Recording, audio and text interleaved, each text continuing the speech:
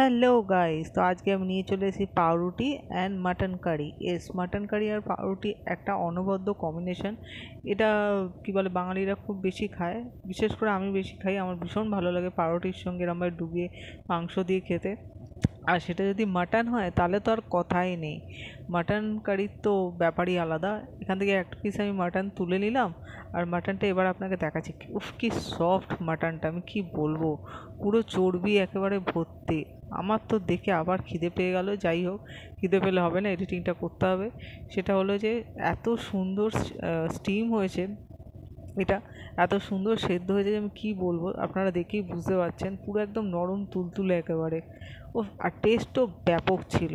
আপনারা এরকমভাবে কি খেতে ভালোবাসেন? অবশ্যই আমার কমেন্টে জানাবেন যে আপনারা কে কে এরকমভাবে খেতে ভালোবাসেন। বিকজ আমার পাউরুটির সঙ্গে চিকেন কারি আর মাটন কারি একটা ফেভারিট কম্বিনেশন। আপনাদের কেমন লাগলো অবশ্যই জানাবেন।